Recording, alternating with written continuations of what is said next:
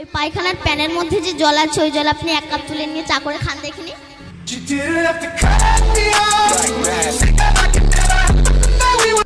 ভগবান। Hello guys, আমি আবার চলে আসলাম শুধু আপনাদের কারণে একটা ঝিঙ্গি মামুনিকে নিয়ে করার জন্য।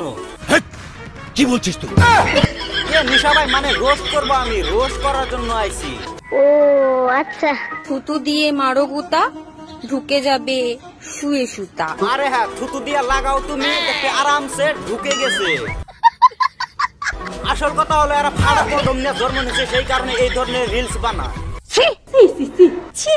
থুতু দিয়া মারো গুতা, দেখবা ঢুকে যাবো তোমার ওই জায়গায় গরম সুতা। মামা দিনে কয়বার? আরে না মামি, আমি তো যাই না, আমার কাছে নাই গে, আর ওই গর্তটা এখন পর্যন্ত আমি দেখিই নাই।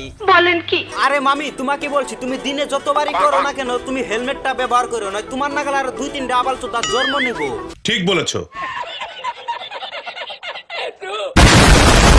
বুঝলি প্রিয়, দুজনে রাখবো হাতে হাত, খাট কাঁপাবো সারা রাত।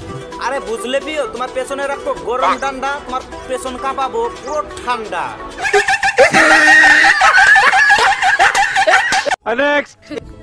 তারপর একদিন জানলাম সে নিয়ম করে রোজ আমার সাথে কথা বলার পরেও অন্য কাউকে ভালোবাসতো।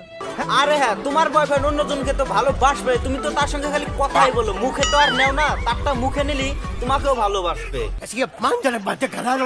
আর যদি তুমি মুখে না নাও তাহলে বয়ফ্রেন্ড থাকবে না, মুখে নিতে হবে তো। আমি বলি নাই শেট্টি ভাই, আমি বলি নাই, এই মেয়েটাই বলেছে। না মানে তুমি কিসের গার্লফ্রেন্ড? তুমি যদি তোমার বয়ফ্রেন্ডেরটা মুখেই না নিতে পারো তাহলে তুমি কিসের গার্লফ্রেন্ড? তাহলে তোমরা দেখেছো, মেয়েটাই বলেছে, কিন্তু আমি বলি নাই, মেয়েটাই বললো। ছি ছি ছি ছি ছি।